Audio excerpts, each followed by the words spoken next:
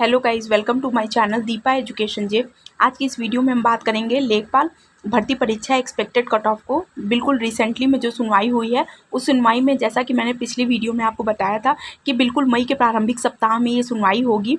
और ये जो सुनवाई हुई है उसमें किन विषयों पर चर्चा हुई है के साथ साथ एक्सपेक्टेड कट ऑफ को लेकर बात करेंगे।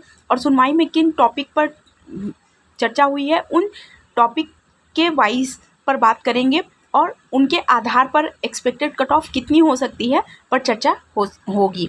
तो अगर सेशन पसंद आए तो चैनल को लाइक कीजिए, सब्सक्राइब कीजिए, शेयर कीजिए। Let's start.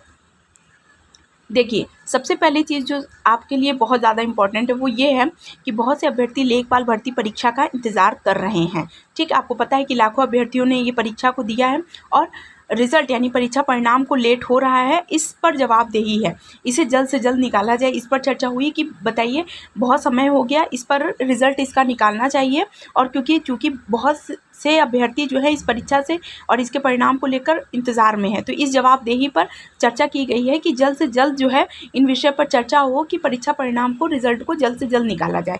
इसके अलावा जो टॉपिक पर चर्चा हुई वो ये थी कि 2 से 3 नंबर जो कॉमन नंबर पर जवाब दिया जाए, यानी आपत्ति वाले क्वेश्चंस को और बढ़ाया जाएगा या उतना ही होगा कॉमन नंबर सबको। मतलब कि जो आपको पहले बताया था कि प्रत्येक स्टूडेंट्स के द्वारा और लगभग प्रत्येक क्वेश्चन पर आपत्ति दी गई थी, लेकिन आपको पहले मैंने बताया था कि आयोग की तरफ से 2 से 3 क्वेश्चन को बताया गया है कि आपत्ति में 2 से 3 क्वेश्चन ही आयोग की तरफ से बताए गए हैं कि स्वीकार्य होंगे या नहीं होंगे। तो उसी को कहा जा रहा है कि उस चीज़ को आप कंफर्म करिए कि कॉमन नंबर जो 2 से 3 वाले होंगे वो सबको मिलेंगे। उन कॉमन नंबर की या आपत्ति वाले क्वेश्चन की संख्या बढ़ेगी, यानी 2 से 3 जो है उन आपत्ति पर, ऐसा तो नहीं कि आयोग की तरफ से ये क्वेश्चन जो है 4 से 5 हो जाए।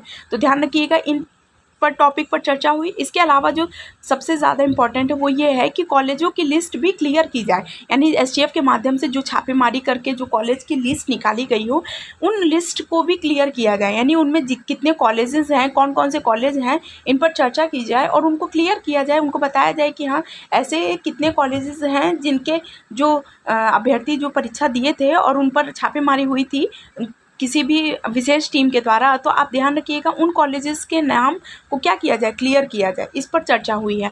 तो इन बेसिस के आधार पर, और देखिए सारे टॉपिक जितने पॉइंट्स थे ये सब भी इम्पॉर्टेंट है क्योंकि अभ्यर्थियों को अपना रिज़ल्ट का इंतज़ार है। बहुत ही समय से इस रिज़ल्ट को किसी न किसी अभी केंद्र और राज्य की तरफ से जो वैकेंसीज़ आ रही हैं उनके वजह से, या बहुत से रीज़न हैं जो लेट हो रहे हैं एग्ज़ाम के परीक्षा परिणाम को निकालने में। तो इन बेसिस के आधार पर अगर बात करें तो ये कुछ टॉपिक्स थे जिन पर इस बार बिल्कुल रिसेंटली में चर्चा हुई है। तो इन टॉपिक के आधार पर हम कुछ एक्सपेक्टेड कट ऑफ बता सकते हैं।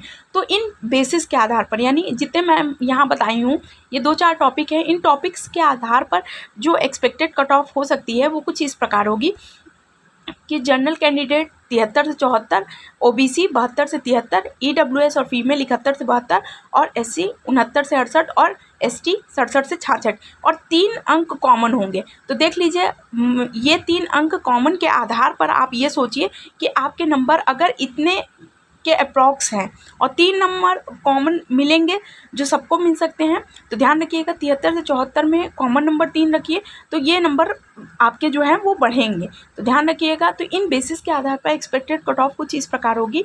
और अभी भी आगे की वीडियो में कुछ भी इस सुनवाई में कुछ विशेष टिप्पणी होती है या कुछ आगे कब सुनवाई होगी, इन सभी कुछ भी अपडेट होती है मैं आपको बताऊंगी। तो आई होप आपके लिए वीडियो बहुत ज़्यादा यूज़फुल होगा। तो जो भी व्यूअर्स इस चैनल पर नए हैं प्लीज़ मेरे चैनल को लाइक कीजिए, सब्सक्राइब कीजिए, शेयर कीजिए। Thank you.